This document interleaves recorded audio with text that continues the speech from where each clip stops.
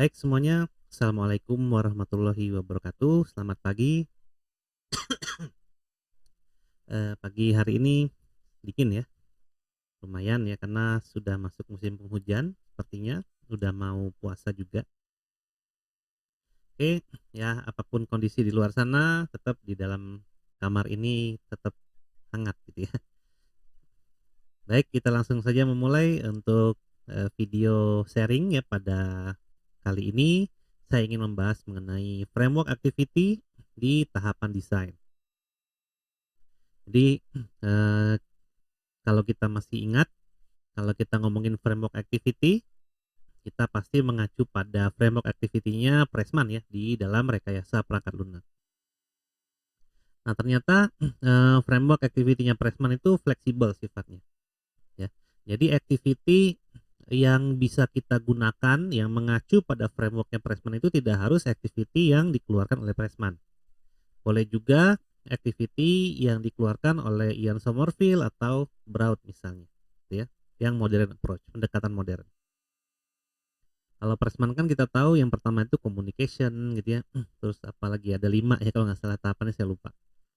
Nah tapi kalau di Indonesia itu biasanya banyak mengacunya ke tahapan Braud ya, yang mana tahapan Braud itu adalah yang pertama requirement analysis, lalu design, habis desain itu coding, implementation, habis itu testing, kemudian tahap selanjutnya adalah deployment dan maintenance. Ya, ini adalah tahapannya si Braud.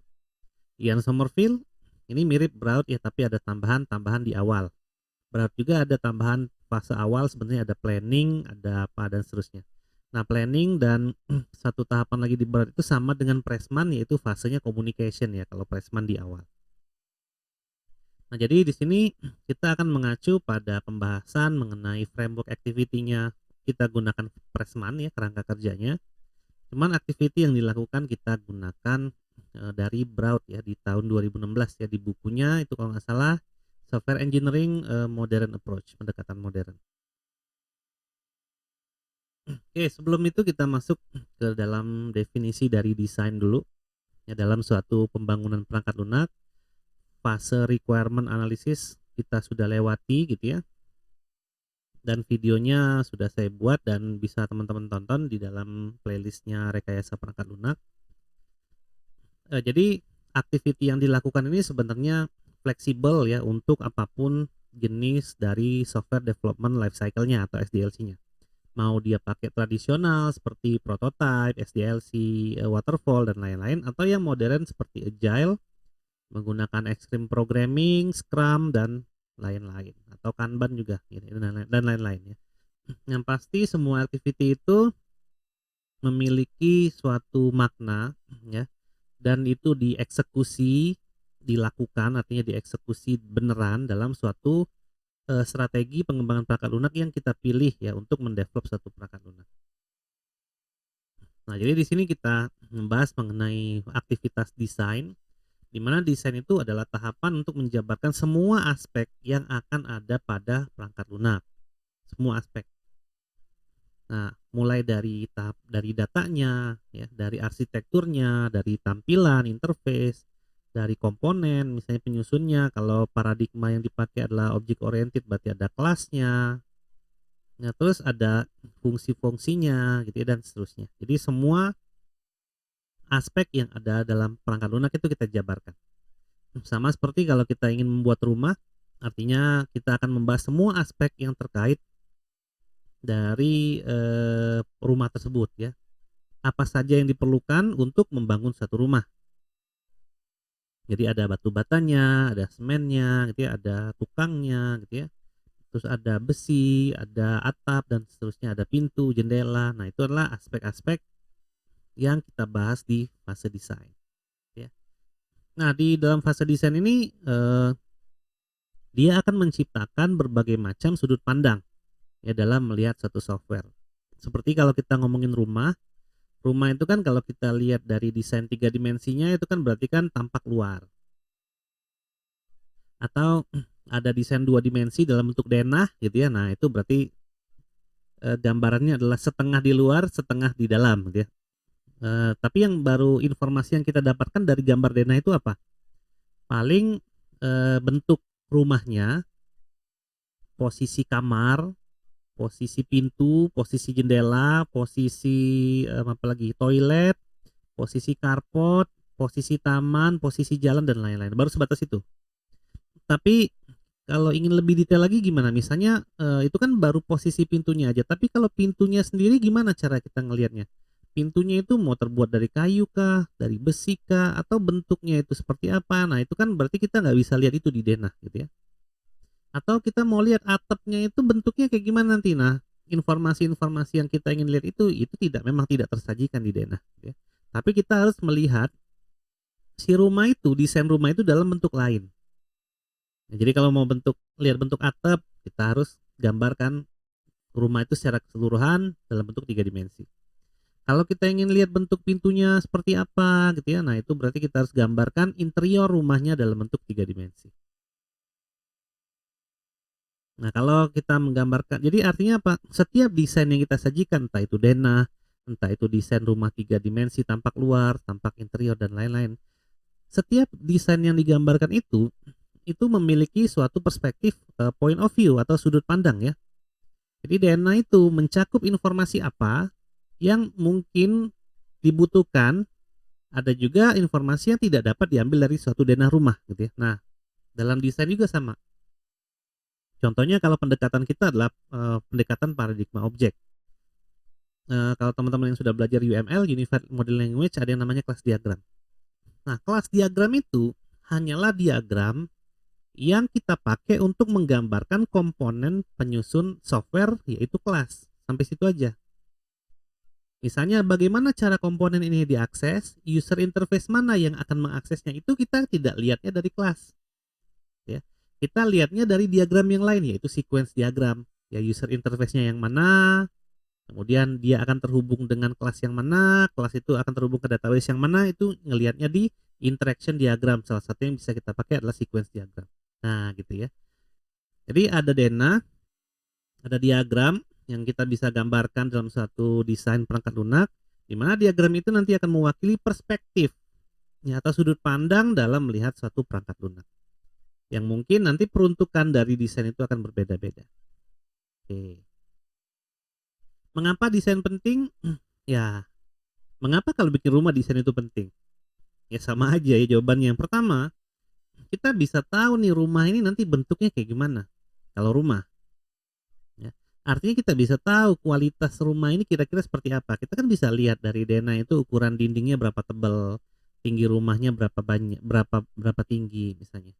Terus dari bahan-bahan penyusunnya, kalau melihat dari desain bentuk lain gitu, kita tahu gitu ya. Terus kalau kita udah punya bentuk 3 dimensi, kita bisa menghitung berapa bata yang dibutuhkan, berapa banyak semen yang dibutuhkan, dan berapa lama dia dikerjain dan seterusnya. Termasuk kalau bangun rumah udah dapat desainnya, kita tahu budgetnya berapa kan gitu ya. Nah sama aja, software juga sama ya. Dengan kita mendesain suatu perangkat lunak, itu kita bisa tahu kualitas dari perangkat lunak itu. Kita tahu kita harus butuh programmer berapa banyak, berapa lama dia dikerjakan, kita butuhnya apa saja, bahasa pemrograman apa yang nanti akan dipakai dan seterusnya. Ya, jadi biasanya di fase desain ini adalah tahapan di mana kita bisa menilai perangkat lunak yang dibangun nanti itu bisa bagus atau tidak. Nah, gitu ya. Dan desain juga bisa dipakai untuk merelasikan kebutuhan customer terhadap software yang dibangun.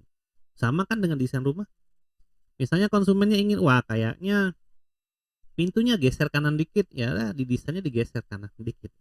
Artinya desain itu bisa dijadikan suatu alat komunikasi ya, antara customer dengan kita sebagai software developer.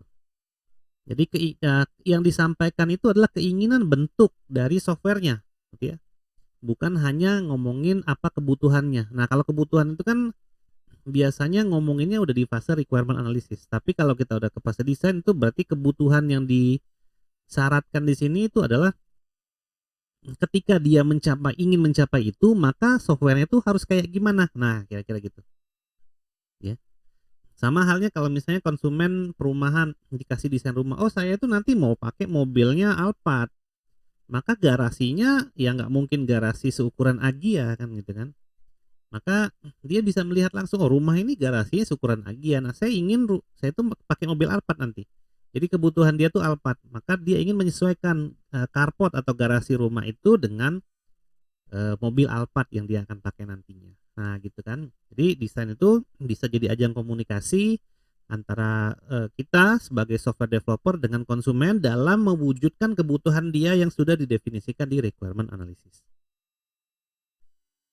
Nah, bagaimana kalau perangkat lunak yang kita buat tidak menggunakan fase desain terlebih dahulu? Wah, ini fatal. Kecuali perangkat lunaknya kecil ya. Tapi zaman sekarang itu perangkat lunak yang kecil itu jarang juga ada yang pakai ya. Sekecil-kecilnya perangkat lunak, kalau perangkat lunak itu udah tahapannya komersil, pasti ada fase desainnya, nggak mungkin enggak. Ya. Apa saja akibatnya kalau perangkat lunak tidak ada fase desainnya dalam membuatnya? Yang pertama, sistemnya nggak stabil. Ya iya, gitu ya. Bangun rumah aja kalau nggak ada desainnya, itu bisa goyang bangunannya gitu ya. Jadi si arsiteknya nggak bisa mengukur jarak keberapa dan keberapa itu harus punya pondasi kan gitu ya, kalau rumahnya tidak didesain terlebih dahulu. Sistem juga sama ya, dalam sudut pandang sistem kalau tidak didesain itu juga sistemnya tidak stabil.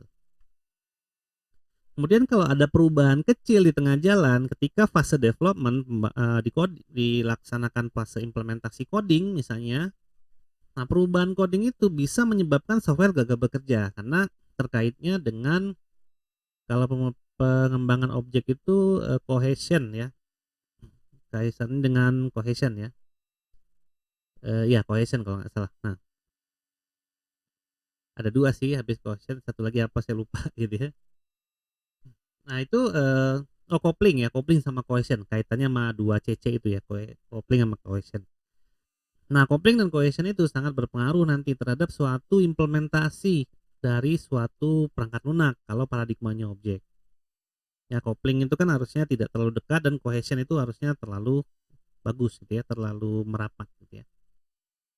Nah, lalu kalau misalnya software tidak dilakukan fase desain itu sulit untuk dites. Mau ditesnya gimana orang desain yang ada gitu ya. Jadi kita tuh nggak tahu mau ngetes apa.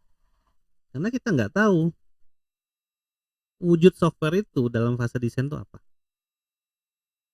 Ya, tidak jelas. Sehingga bagian-bagian yang kan kalau desain itu adalah gini ya, ini satu tampilan ya, satu pandangan mata dalam satu waktu. Kita lihat desain, kita bisa tahu macam-macam ya. Tapi kalau kita sudah masuk ke softwarenya, kan kita tuh nggak bisa punya bayangan suatu sistem itu secara keseluruhan kan. Karena yang disajikan tuh hanya baris-baris kode saja. Nah, hal tersebut bisa menjadi kesulitan bagi para tester untuk menjelajahi semua aspek dari perangkat lunak. Karena apa? Dia nggak punya gambaran umumnya. Nah, kira-kira gitu ya logikanya. Dan yang terakhir itu kualitas software jadi nggak bisa dinilai. Ya karena tadi memang kenapa desain penting? Karena desain adalah tempat di mana kualitas awal dari suatu software itu ditentukan. Nah, apa saja manfaat dari proses desain ya di dalam fase desain ini? Yang pertama adalah untuk komunikasi dengan stakeholder. Biasanya stakeholder itu menginginkan suatu bentuk software yang ideal, yang sesuai dengan keinginan dia untuk mengatasi kebutuhan dia. Tadi kita udah bahas. Lalu biasanya untuk kita menganalisa apa saja kebutuhan-kebutuhan dalam software ini. Misalnya kita ingin database-nya terintegrasi, oke terintegrasi. Satu database untuk semua sistem, oke. Berarti kan kita harus rancang arsitekturnya dulu kan gitu ya. Bagaimana caranya arsitektur yang kita rancang itu bisa mengakomodasi single database misalnya kan gitu ya. Nah, jadi itu kan komponen penting gitu ya, yang nantinya harus ada ketika software itu berjalan di fase operasional. Kalau itu kita gagal menangkap, ya kita hanya fokus pada coding saja sehingga nanti kita akan kesulitan saat operasional. Ya. Sehingga nanti akan terciptalah suatu software-software pulau-pulau gitu ya, di mana masing-masing punya database sendiri-sendiri, ketika akan diintegrasikan itu menjadi sulit. Karena apa? Kita tidak punya pandangan arsitektur operasional nantinya. Nah, gitu kira-kira. Dan hal ini banyak banget ya. Desain ini sering banget dilupakan oleh para developer terutama di Indonesia. Karena mereka menganggap desain itu tidak lebih penting daripada coding. Padahal coding itu ya kalau kita lihat dia adalah yang memiliki cost paling rendah di antara semua aktivitas dalam software development lifecycle. Kalau kita ngomongin broad tadi ada analysis requirement, ya ada design, ada coding, implementation, lalu ada deploy, ada testing, ada deploy and maintenance. Nah, itu coding ya atau implementation itu adalah cost yang paling rendah mulai dari sisi waktu. Waktunya paling rendah. Ya, artinya coding itu lebih cepat daripada semua fasenya. Lalu daripada programmernya, biaya programmernya lebih murah daripada sistem analis, daripada tester, ya dan seterusnya. Jadi cost ya dari sisi waktu, biaya, tenaga itu coding itu jauh lebih rendah harusnya daripada fase yang lain. Ya cuman kalau di Indonesia karena budayanya kayak gitu ya, akhirnya praktis yang diajarkan dalam software development life cycle atau dalam rekayasa perangkat lunak secara utuh itu tidak diimplementasikan dengan baik. Itu semua ada di lapangan gitu ya. Kalau di video ini kita membahas semua yang ada di teori. Tapi kan sejatinya apa yang ada di lapangan itu harus bisa dikaitkan dengan teori. Ya ada reasonnya. Jadi jangan sampai semua kesalahan itu nanti dibebankan ke bawahan. Padahal yang salah itu atasannya. Karena apa? Karena dia tidak mengakomodir pekerjaannya dia. Jadi yang nggak bisa kerja itu bukan bawahan sebenarnya, tapi atasan. Nah di Indonesia tuh banyak banget atasan-atasan yang tidak bisa bekerja itu banyak. Oke. Oke lanjut. Yang ketiga, kalau nanti desainnya udah ada dan perangkat lunaknya akan dikembangkan, maka kita dengan mudah bisa mengembangkan perangkat lunak itu, kita hanya tinggal lihat dari desainnya. Membangun rumah juga sama, misalnya kita punya rumah, saya mau tambahin rumah itu menjadi tingkat 2 atau halaman belakang saya mau bangun gitu ya dan seterusnya, itu dari denah itu kita bisa tahu dan kita bisa memiliki bayangan nih, ini nanti pengembangan rumah itu akan seperti apa. Dan yang terakhir, manfaat desain itu adalah menjadi panduan saat melakukan coding atau implementasi bagi para programmer nantinya. Nah, desain itu berfokus pada 6 area dalam komponen. Kalau kita ngomongin aspek perangkat lunaknya, mulai dari desain abstraknya, desain data, desain arsitektur, desain user interface, desain komponen lainnya, tergantung ini ya strategi paradigmanya, dia berbasis prosedural, fungsional, atau berbasis objek. Kemudian yang terakhir adalah desain algoritma ya. Nah, bagaimana sih karakteristik desain yang baik? Yang pertama, desain yang baik harus bisa mengimplementasikan semua requirement yang ada di fase requirement analysis. Jadi kalau dia punya kebutuhan ini, kebutuhan itu nanti diselesaikan dalam software yang akan menyelesaikan itu didesain dulu. Nah, gitu ya. Jadi nanti untuk menguji apakah software yang kita rancang ini tadi itu bisa mengakomodir kebutuhan, itu nanti ngujinya di fase testing. Setelah apa yang dirancang ini diimplementasikan sesuai rancangannya. Nah, baru kita uji coba. Makanya biasanya fase testing itu akan kembali lagi ke requirement. Untuk apa? Dijadikan suatu definition of done atau DOD sebagai syarat bagaimana perangkat lunak itu dikatakan berhasil diimplementasikan atau tidak. Lalu yang berikutnya, karakter desain yang baik itu harus bisa mengakomodir kebutuhan customer yang implisit. Customer atau user itu biasanya ketika dia akan ngomong kebutuhannya, dia itu tidak mungkin menjelaskan secara detail dan langsung. Mungkin ada juga kebutuhan yang dia itu butuh tapi dia tidak sempat sebutkan di fase requirement. Nah, setelah didesain dia baru ingat, oh iya ya kalau softwarenya kayak gini itu sebenarnya ada. Nah, gitu. Jadi akhirnya komunikasinya terjalin ya di fase desain untuk apa? Mengakomodir kebutuhan customer yang implisit. Implisit itu artinya yang tidak bisa dia jelaskan. Nah, gitu ya. Dengan software akhirnya dia bisa menjelaskan itu ya dengan desain software maksudnya. Kemudian karakteristik desain yang baik itu apa? Harus bisa dibaca dan dimengerti oleh programmer, tester, dan tim support. Jadi bagaimana agar mereka bisa membaca itu? Maka desain itu harus menggunakan notasi-notasi yang udah disepakati bersama. Misalnya nih desain data, kita pakai apa? IR diagram. Karena apa? Relational database yang dipakai. Oke. Kita tahu bahwa desain IR diagram itu kotak itu adalah entitas, maka gambarlah entitas dengan kotak, gitu ya.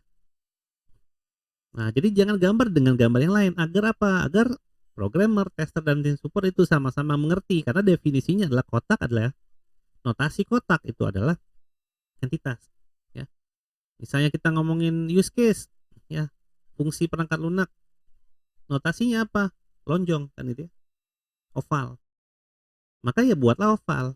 Jangan buat dengan bentuk atau shape yang lain, karena akan berbeda maknanya dari notasi tersebut. Nah, yang terakhir, karakter desain yang baik itu adalah bisa memberi gambaran yang lengkap dari suatu perangkat lunak. Apa yang mau dibuat harus dirancang. Apa yang tidak dibuat tidak perlu dirancang. Artinya apa? Kalau perangkat lunak yang kita buat tidak butuh database, ya kita tidak perlu repot-repot untuk mendesain database. Namun kalau perangkat lunak yang kita buat itu memang harus ada database-nya nih, relational database misalnya dikatakan seperti itu, bentuk datanya tabel, maka kita harus mendesain ya, mulai dari ER diagram sampai dengan desain table ya. Jadi mulai dari desain logik ya sampai ke desain fisik. Nah, di sini ada beberapa prinsip ya. Jadi ketika kita melakukan desain perangkat lunak, kita harus berpegang teguh pada prinsip ini. Prinsipnya apa? Yang pertama, desain itu harus bisa dihubungkan dengan analisa. Itu prinsipnya. Berarti prinsip itu yang harus dipenuhi ya. Kemudian desain itu harus menggambarkan integrasi dan keseragaman gaya. Artinya jangan sampai pattern ya, pattern atau pola yang kita akan implementasikan di perangkat lunak ini kita ganti dan pola itu tidak seragam. Ya, artinya kalau kita ngomongin saya pakai model view dan controller, itu adalah framework desain pattern yang saya pakai ya, desain pattern yang saya pakai.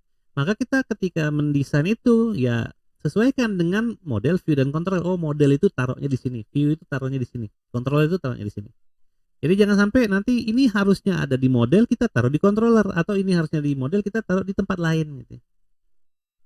Nah, kira-kira gitu. Kemudian desain harus dapat mengakomodir perubahan. Nah, desain yang baik harus bisa mengakomodir perubahan. Artinya kita mendesain sesuatu tuh harus open terhadap perubahan-perubahan yang ada. Jadi jangan sampai kita mendesain tapi desain kita terlalu kaku. Kita keep desain itu sehingga kalau ada perubahan itu tidak bisa lagi dilakukan. Nah, itu nggak boleh. Ya, intinya kalau misalnya kita menggunakan desain pattern, ya konsep desain pattern ya, mau itu dia native pattern nanti ke bahasa pemrogramannya atau menggunakan suatu desain pattern tertentu. Maka ketika nanti perangkat lunaknya akan dikembangkan, maka dia tinggal mengikuti pattern yang udah ada aja. Jadi jangan sampai perubahan itu nanti dibuat di luar pattern yang ada.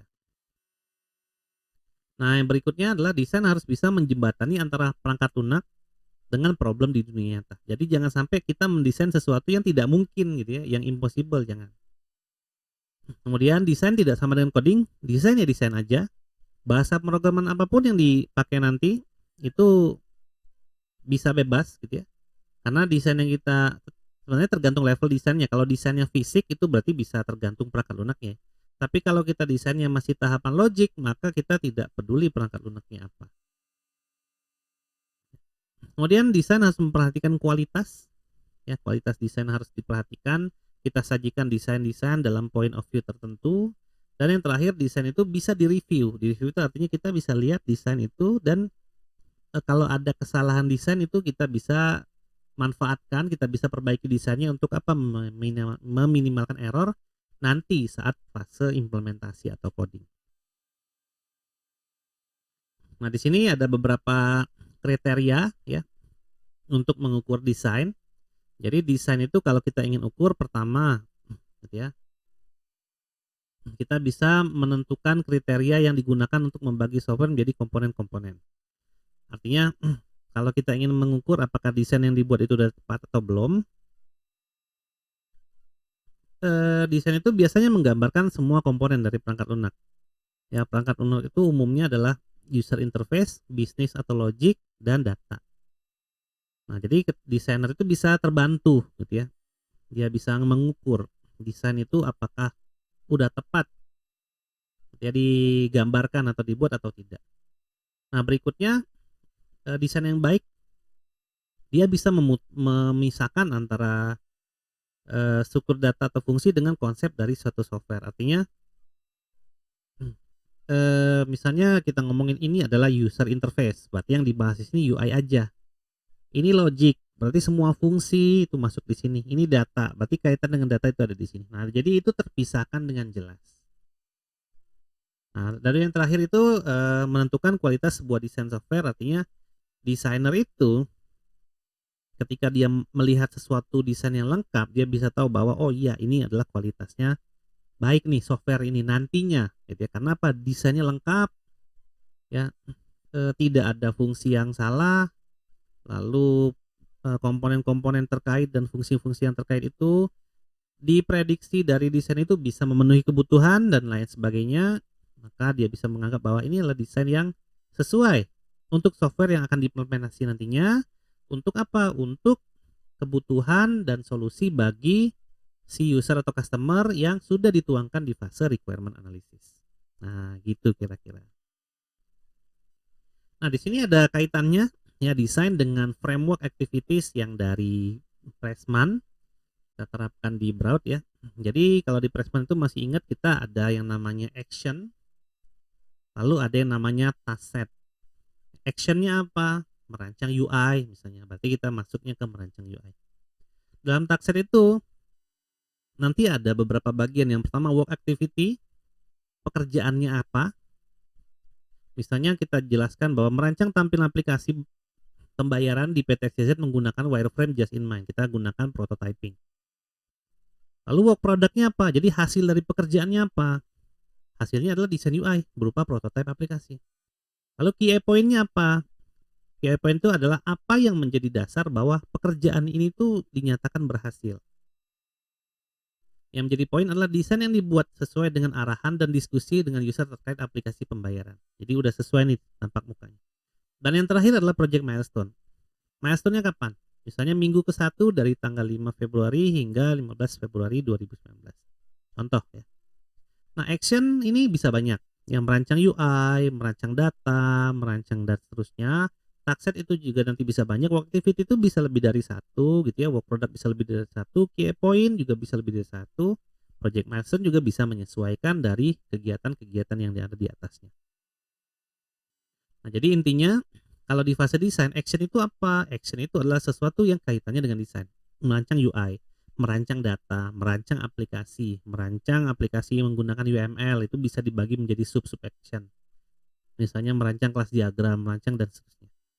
Nah, work activity itu intinya apa? Melakukan sesuatu atau membuat sesuatu di fase desain tadi, menggambar, ya, membuat notasi itu desain. Lalu work produknya adalah hasil dari desainnya. Ya. Kemudian key point-nya adalah poin yang menentukan kualitas suatu pekerjaan ini. Nah, pekerjaan kita mendesain itu dikatakan berhasil kalau apa? Nah, kalau milestone itu timeline sesuai dengan planning yang biasanya planning itu ada di bagian awal dari project ya, tapi dia belum termasuk ke fase development ya. Nah, misalnya hingga di action ke-12 misalnya. Biasanya akan ada yang namanya verifikasi dan validasi dari desain. Ya, setiap tahapan yang mau dia requirement analysis, desain, implementasi, pasti tahapnya itu harus diverifikasi dan divalidasi dulu. Oleh siapa? Oleh tim development dan oleh user, biasanya gitu. Karena membuat perangkat lunak itu kan sejatinya tiap tahapan itu harus kerjasama ya dengan customer atau usernya. Nah, misalnya proses kegiatan verifikasi dan validasinya adalah memastikan rancangan UI udah fix, jadi harus udah fix dulu. Karena kita ketika ini udah fix, kita harus ke coding gitu ya. Dan desain yang kita masukkan di sini tidak harus desain software dari A sampai Z.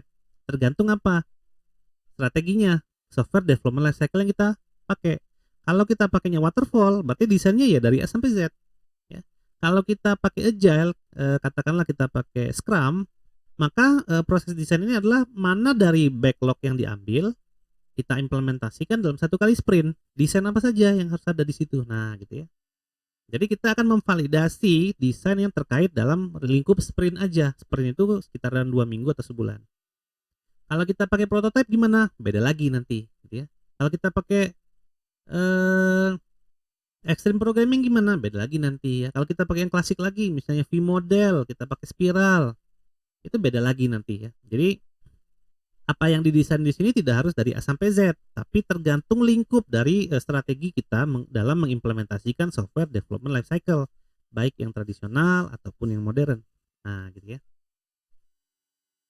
Jadi validasi dan verifikasi ini udah pasti ada karena memang itu digunakan untuk memfixkan apa yang kita kerjakan ini, karena dari desain ini harus ke coding, harus ke coding.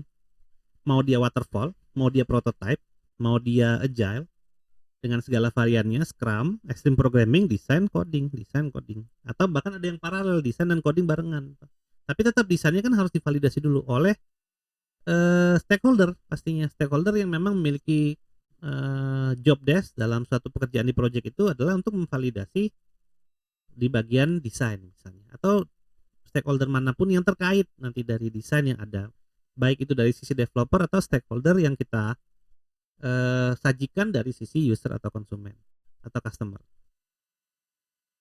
Baik, seperti itu. Jadi ya, untuk framework activity design nanti kita akan lanjut lagi setelah desain itu adalah implementasi ya, nanti itu akan lebih menarik lagi. Baik, terima kasih sudah telah menyaksikan video ini. Saya pamit. Semoga informasi ini berguna ya. Wassalamualaikum warahmatullahi wabarakatuh.